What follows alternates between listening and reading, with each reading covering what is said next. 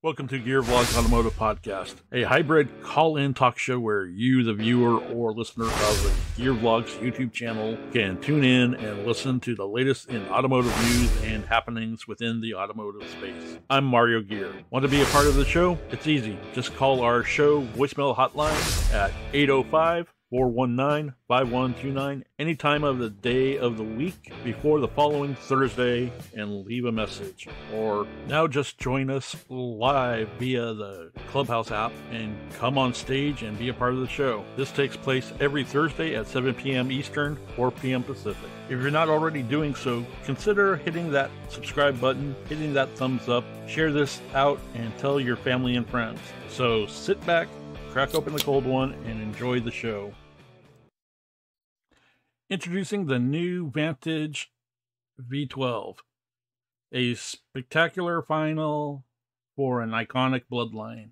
New V12 Vantage celebrates proud history of V12 engined sports cars, driving dynamic hone to deliver utmost performance and unmatched enjoyment.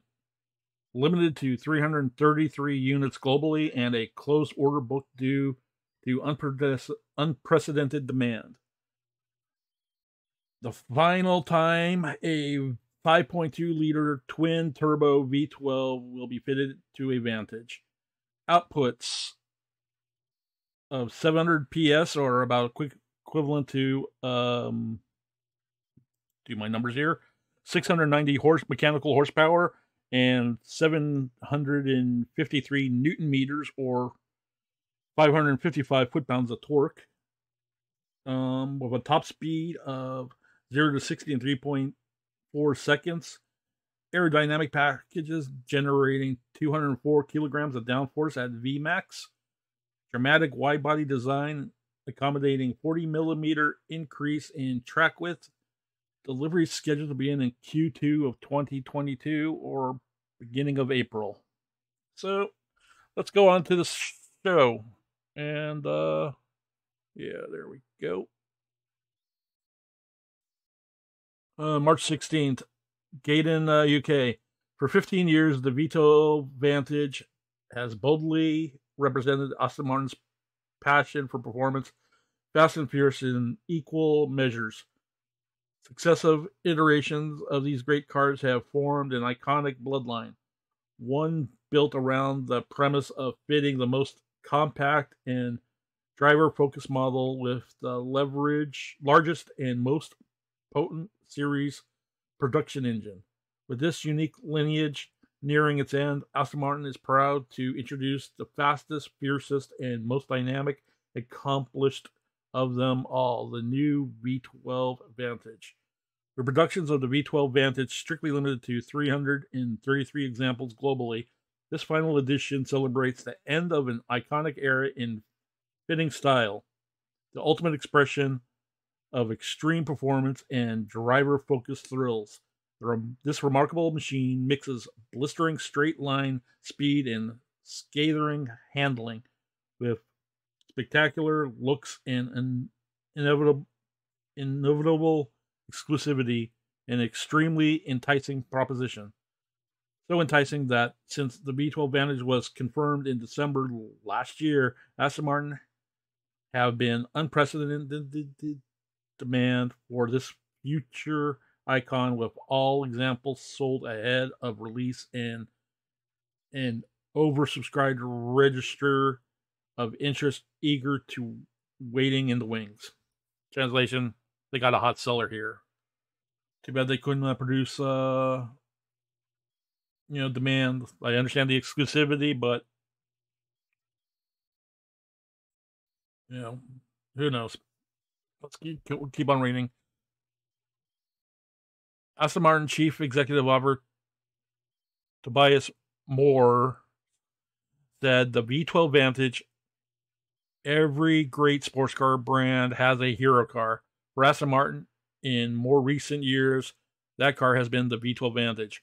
Right from the moment the first V12 Vantage RS Coupe, our concept, was shown back in 2007, our customers and fans around the world fell in love with the idea of fitting our biggest engine into our smallest and most sporting model.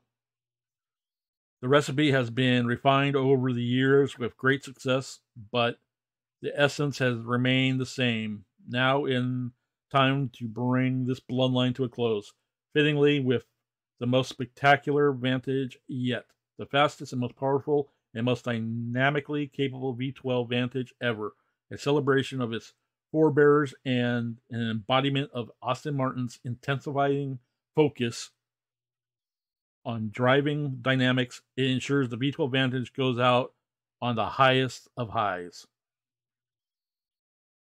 The engine is at the heart of every Aston Martin, but none more so than in this, the fastest and most powerful Vantage ever built, developing 700 PS at 6,500 RPMs and 753 nanometers of torque from just 1,800 RPMs to 6,000 RPMs. The quad cam 60-degree 5.2 liter V12 offers an intoxicating combination of magnificent low and mid-range muscularity with shearing top-end power. With a top speed of 200 miles an hour, the V12 Vantage reaches 0 to 60 in just 3.4 seconds. Thanks to the propulsion efforts of this magnificent power plant and extensive use of weight-saving materials throughout the car, the V12 Vantage has a power-to-weight ratio of 390 PS per ton, an increase of more than 20% compared to the V8 powered Vantage. Translation: this thing's a beast. These weight-saving measures include carbon fiber front bumpers, clamshell bonnet, meaning hood, for us Yanks, front fenders, side sills, composite rear bumper, and deck lid, lightweight battery, and a special center-mounted twin exhaust system tuned to ensure the V12 Vantage has a voice to match its looks and performance. This new exhaust system is made from lightweight 1mm stainless steel, saving some 7.2 kilograms compared with the system fitted to the Vantage. Now, holding up right here, it's like, okay, great weight savings. They went with, stainless steel, 1mm, but titanium, since it's such a low production number, I wonder what the reason why the bean counters wouldn't let them go with titanium. But let's move on.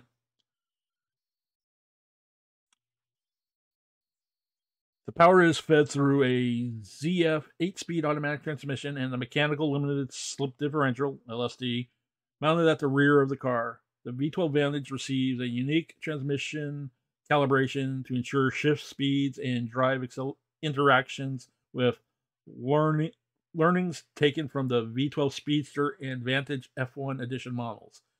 This specifically calibrated software delivers a level of shift refinements and usability which is beyond that seen on dual clutch gearboxes. The transmission's adaptive software is designed to engage the conditions the car is operating in, along with the demand the driver is making, to ensure that the car is exactly in the right gear at the right time, providing a truly connected driving experience.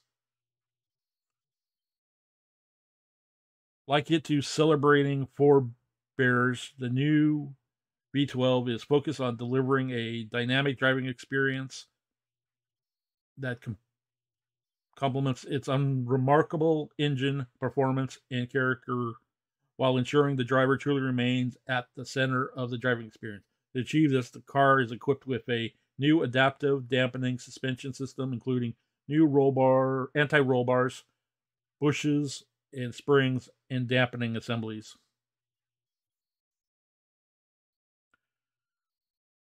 Suspension spring rates have been increased by 50% at the front and 40% at the rear, combined with top mount stiffness increasing by 13%, and new anti-roll bars are 5% stiffer at the front and 41% softer at the rear. The main comfort for the driver, a secondary tender spring has been introduced to the rear. The tender spring provides a lower spring rate than the mainspring, providing enhanced ride comfort without affecting dynamic performance. Body stiffness is increased with additional front and rear shear panels, a rear suspension tower strut brace, and fuel tank bracing increases body stiffness by 8%, lateral stiffness by 6.7%, giving the optimum platform stiffness for driving dynamics.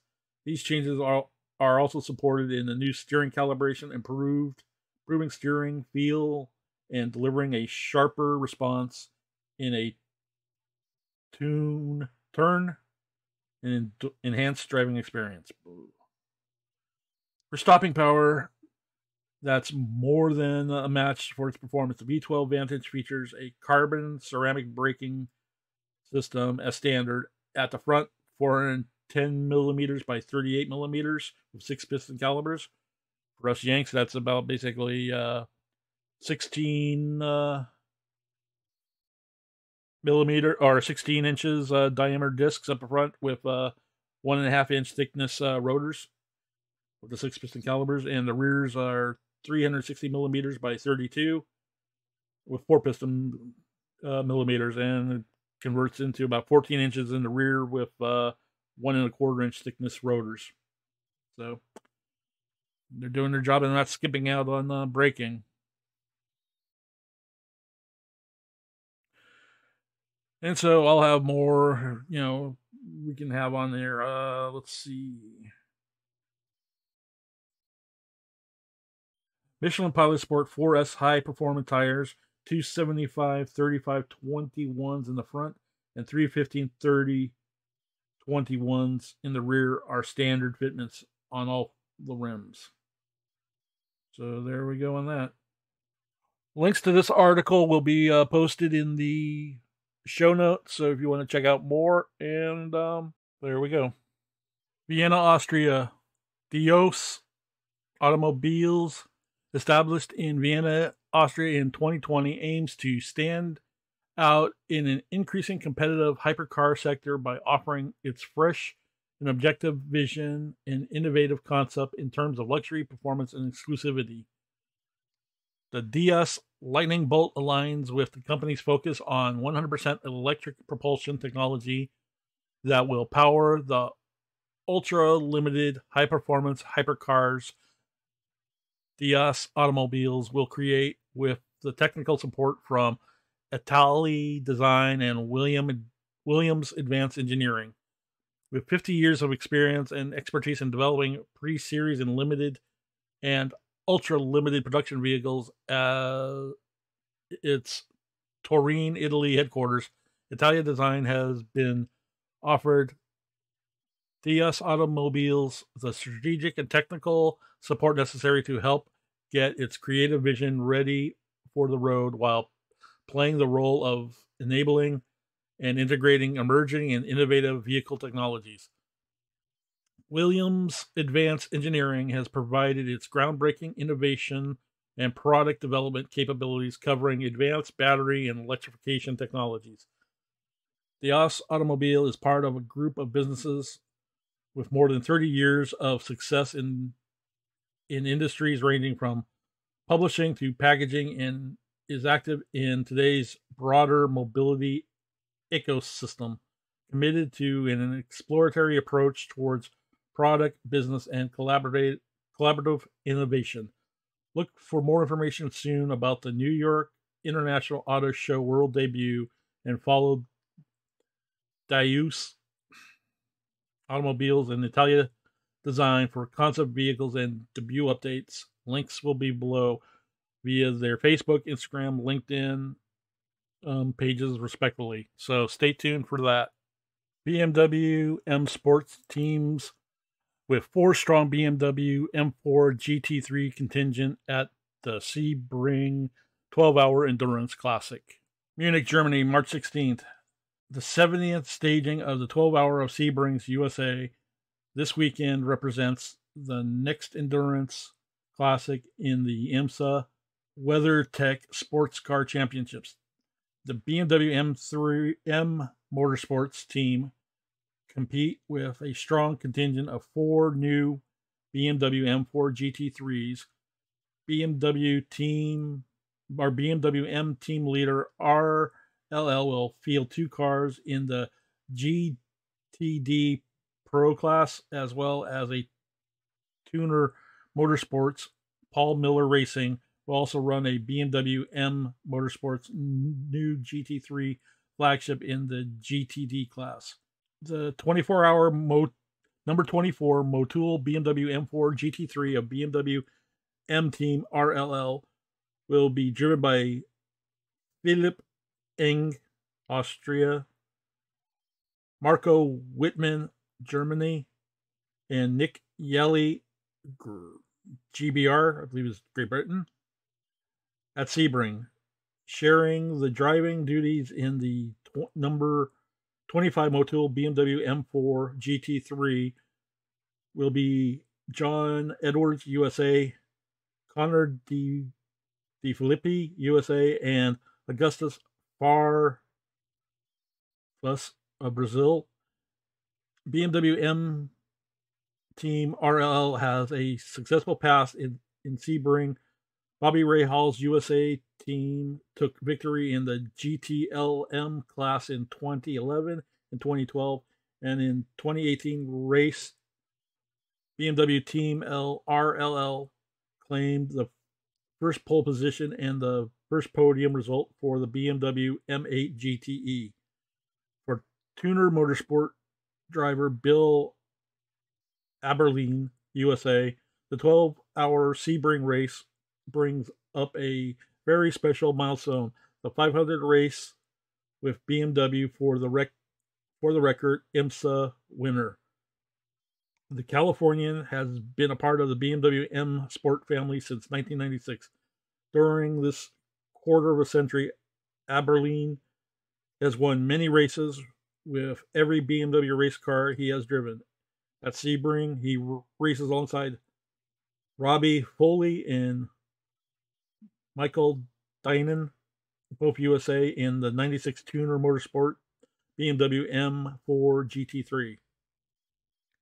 At the same time, BMW Motorsports will also welcome a new family member to Sebring, Paul Miller Racing. The New Jersey team, which has enjoyed IMSA success for several years, will run the BMW M4 GT3 in the GTD class.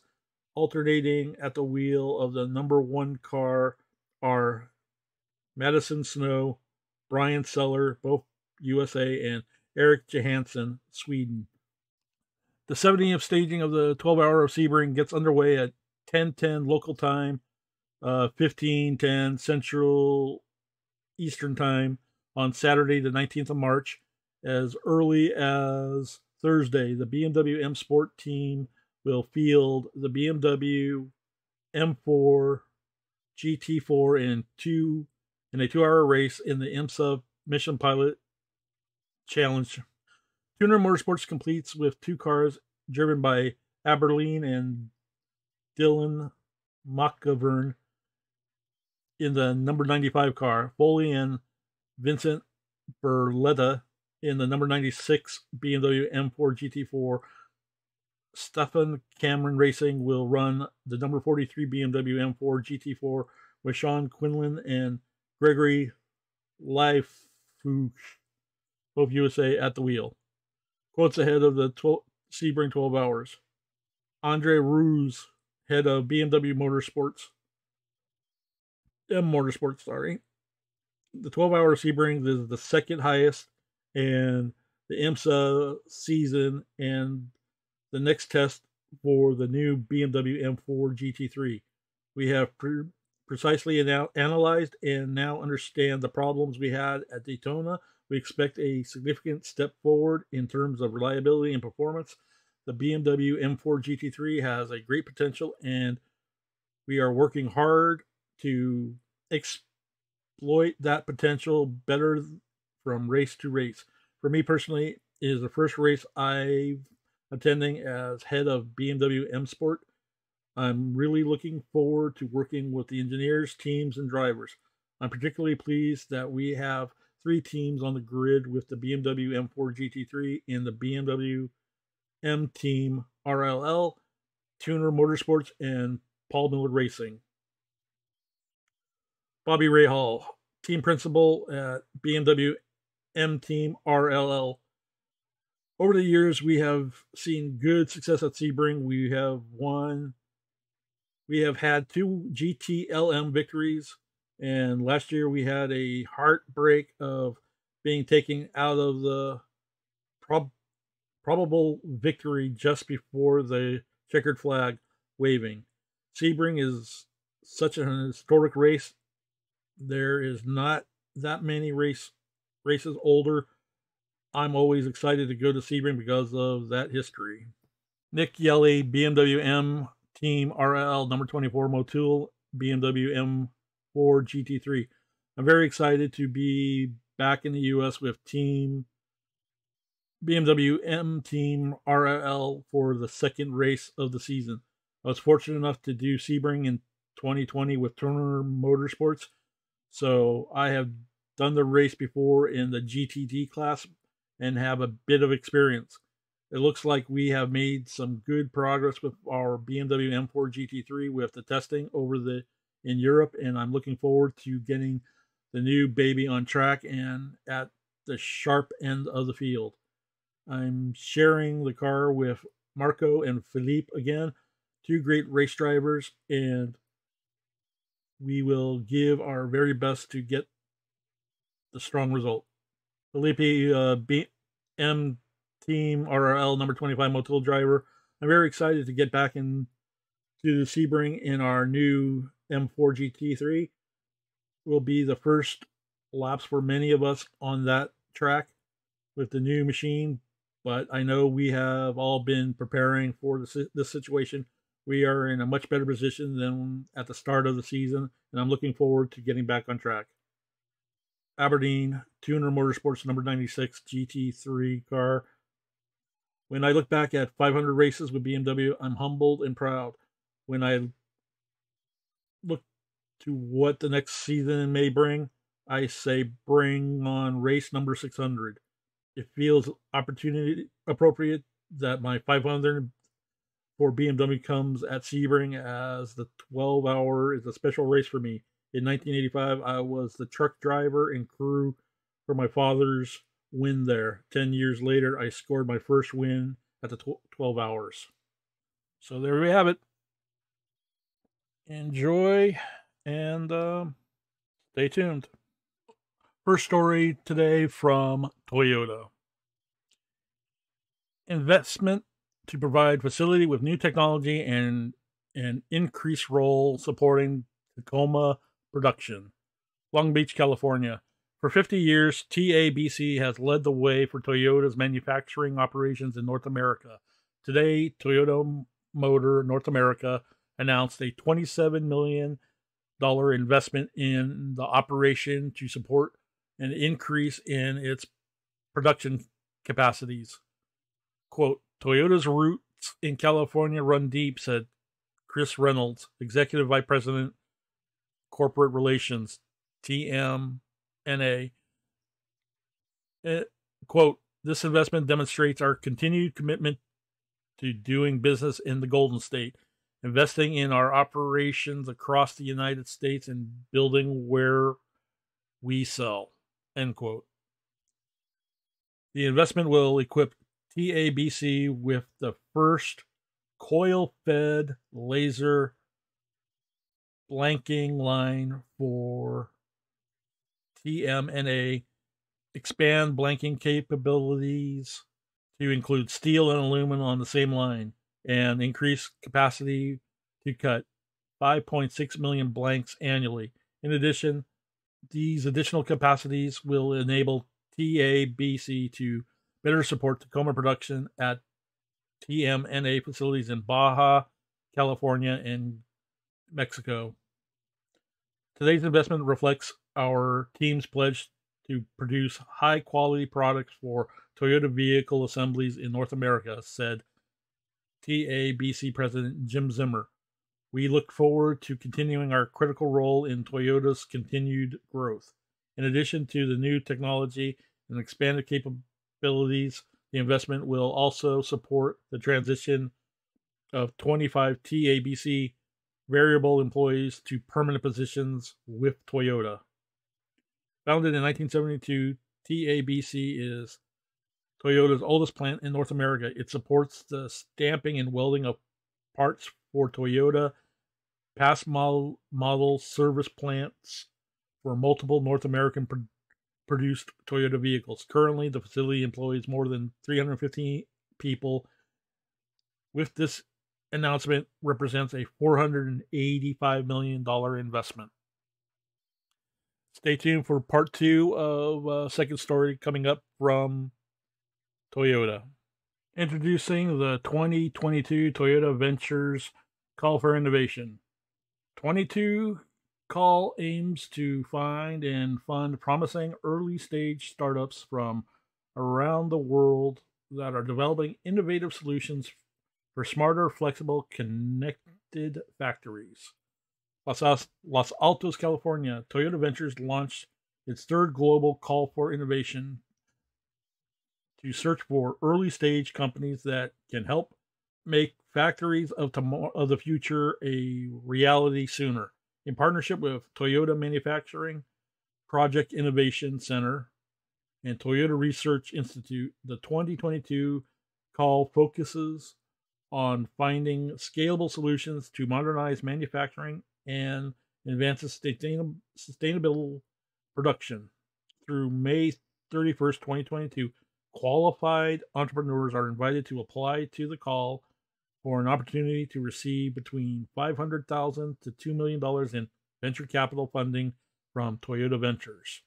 Quote, "We take a founder's first approach to investing, partnering with entrepreneurs to help them bring disruptive technologies to and business models to market more quickly," said Jim Adler, founding director of Toyota Ventures.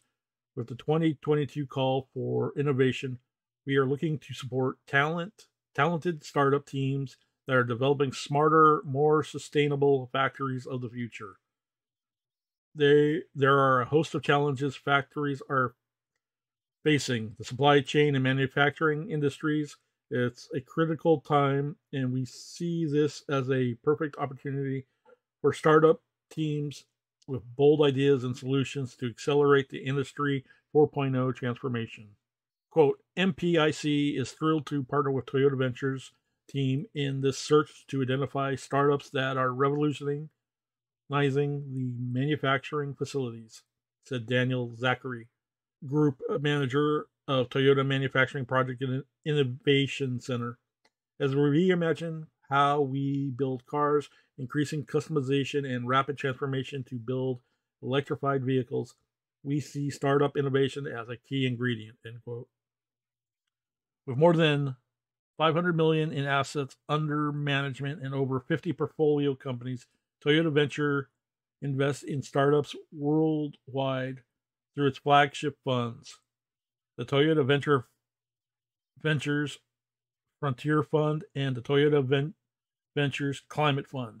The first call for innovation in 2018 sought out robotics startups and led to an investment in a Pasadena, California-based elementary.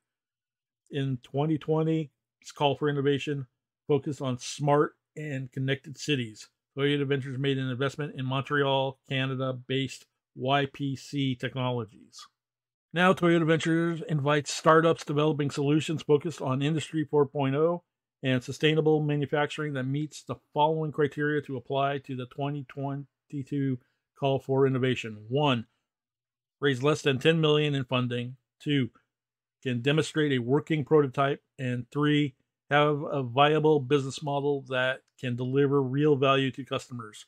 More specifically, the investment team is in search of entrepreneurs who are challenging the status quo in the areas such as 3D simulation, AI and computer vision, adaptive robots, additive manufacturing, augmented reality, autonomous mobile robots, carbon footprint reduction, collaborative robots, cybersecurity, data analytics, electrification and battery manufacturing, energy efficiency, worker training and safety. Toyota Ventures is now accepting online applications for this call for innovation through May 31st, 2022, and submissions will be reviewed on a rolling basis. Qualified startups will be evaluated based on their team, technology, business model, and a go-to-market strategy, and will be subject to the standard diligence before any investment is made. Entrepreneurs are encouraged to learn more and apply today on the Toyota Ventures website.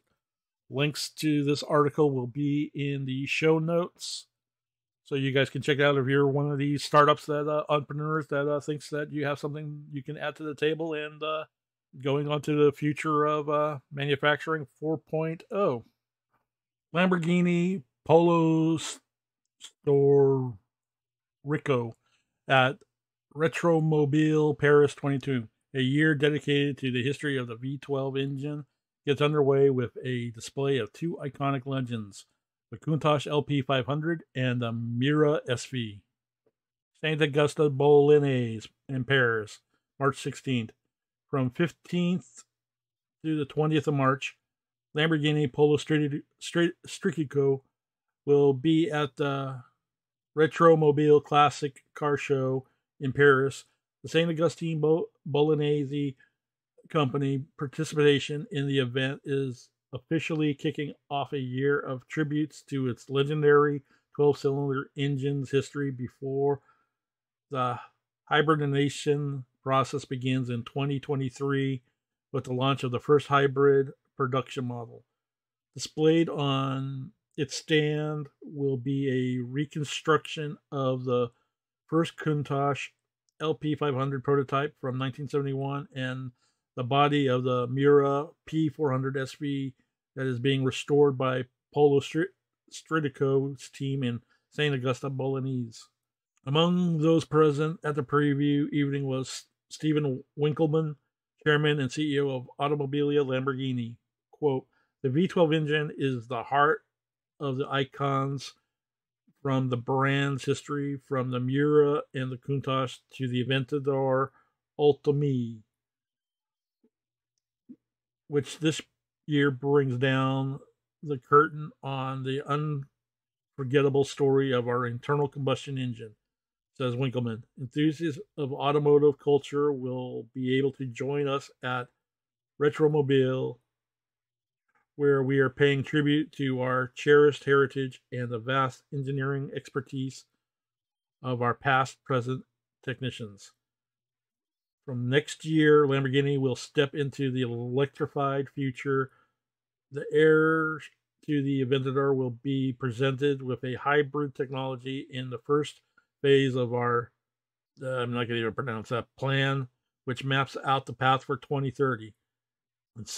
It sets targets with the aim of reducing our environmental impact by taking a holistic and socially responsible approach.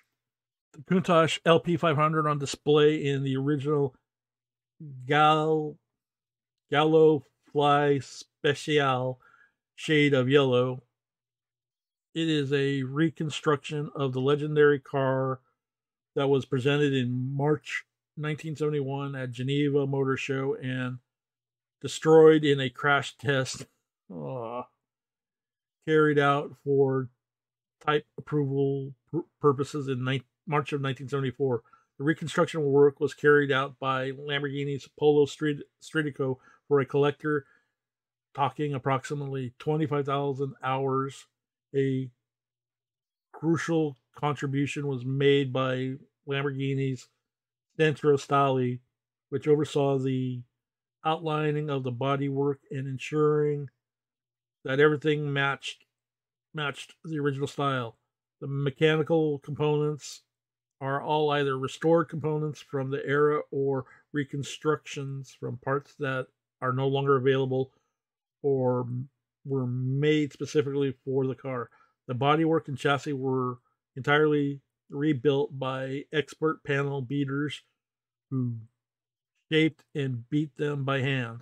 Pirelli came on board to remake the tires through its foundation, improved all of the historic materials required, produced tires whose design and dimensions were in keeping with those from the period and had them approved for road use.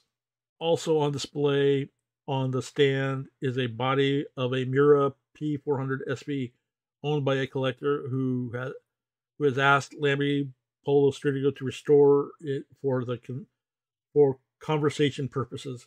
It will be repainted in its original Arsencio Mura, a shade of orange. Then the interior and the mechanical components, which are being restored at present, will be back in place. Opened in 2015, Lamborghini Polo Storico is an automobile Lamborghini department dedicated to preserving the historic identity of the car.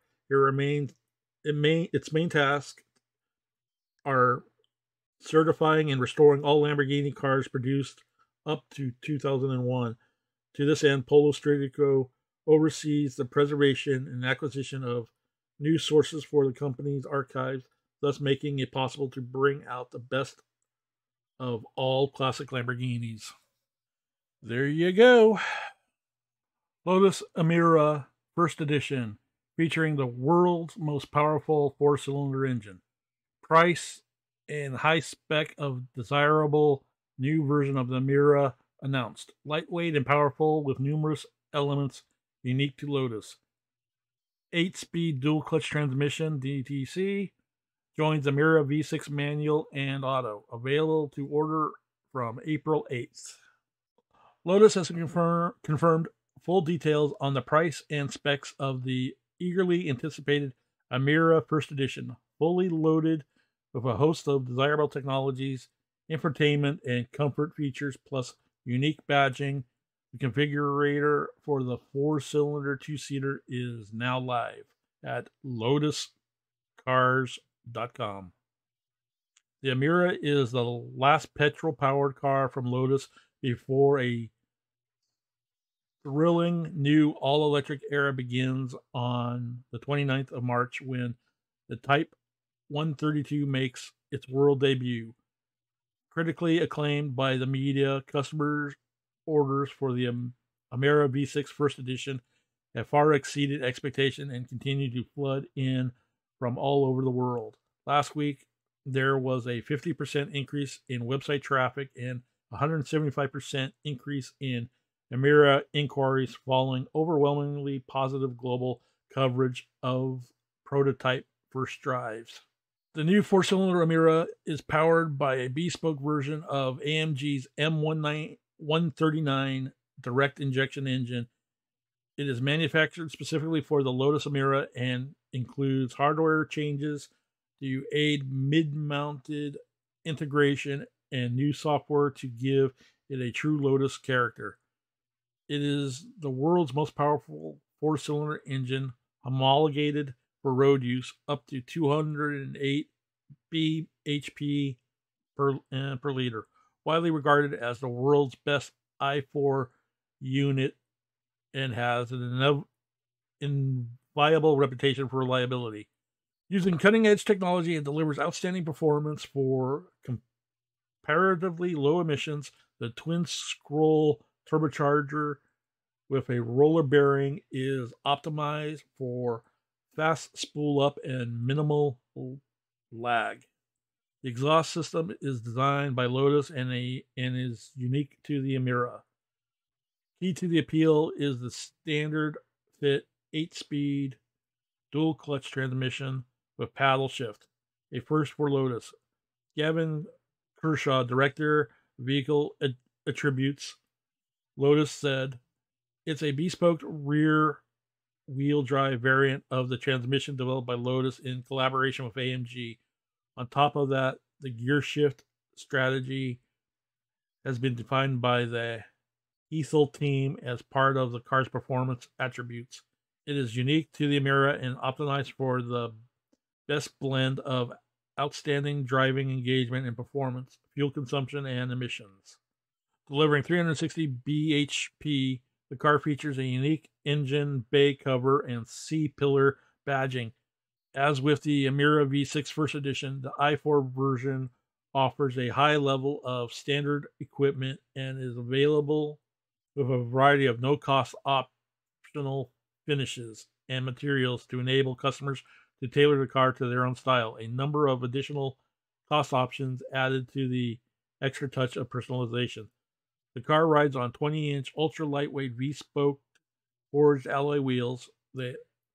They're diamond cut to create a premium two-tone finish through silver or gloss black versions are available at no cost option.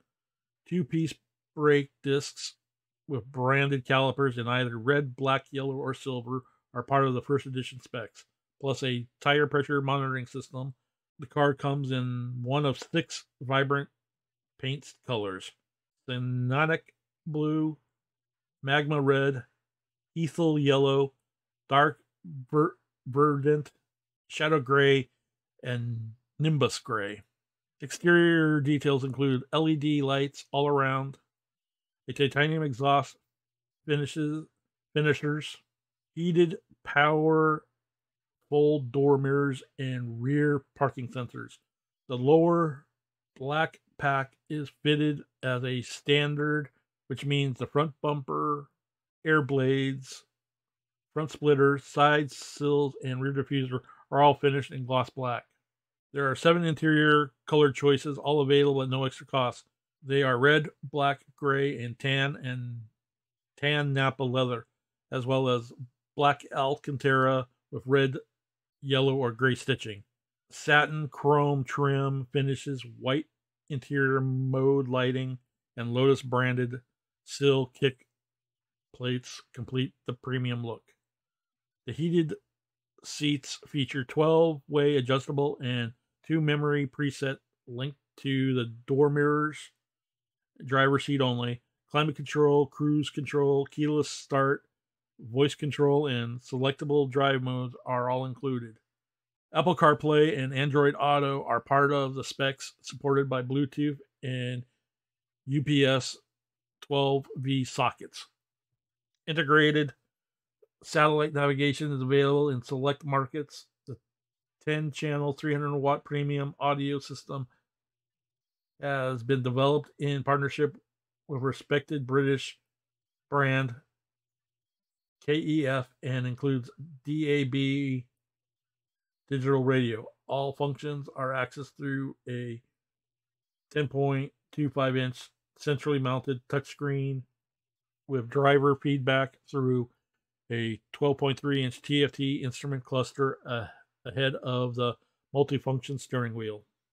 3 more bespoke packs are fitted as standard to the car, making 4 in total. The Lotus driver package gives customers the choice of touring or sport suspension and the choice of Goodyear Eagle F1 Super Sports or Michelin Pilot Sport Cup 2 tires. It is also includes track mode, ESP, with a new track module highlighted in the TFT instrument display screen, which prioritizes information required for high performance driving. The design pack adds privacy glass, sport pedals, a black Alcantara headliner, and Emira branded footwell mats. The convenience pack adds front parking sensors, rear reversing camera, rain sensor wipers with arrow blades and auto dimming mirrors, and a rear luggage storage net. The Emira First Edition costs £71,995 or €87,990 in Germany, or about $85,900 in the US. And now live on the configurator on the lotuscars.com website. Customers in the UK can reserve their chosen car via a website from 8th of April. Deliveries will start towards the end of the year. The entry-level 4-cylinder Emira will, as previously revealed, cost about $59,995 or pounds. Full spec will be announced later this year. With cars available next spring, The entry-level Emira V6 will be launched in January 2023 and will cost £64,990, €81,990 in Germany, and $82,900 in the US. More details on both models, including full specs and option pricing, will be made available this summer. Online customer reservation will start at the same time. In addition, Lotus has confirmed that an extended palette of new paints will be available exclusively on the entry-level versions of both the Emira and the Emira V6. There will be several vibrant new shades coming at the start of 2023, with future details revealed this summer. There you go. What do you think? I've known a few people that are talking about wanting to order up this car for bang for the buck. It seems like a bargain price to get the last of the Lotuses with an internal combustion engine before it gets electrified, or falling back to its roots. If you do realize that Lotus was building the chassis for the original Tesla Roadsters Generation 1 way back when. So, what do you guys think? Alrighty, here are some videos YouTube thinks you might like. The next segment clip will be up shortly. Be sure to hit that subscribe, like, comment, and share buttons for this episode. Thanks for hanging out, and I'll see you soon.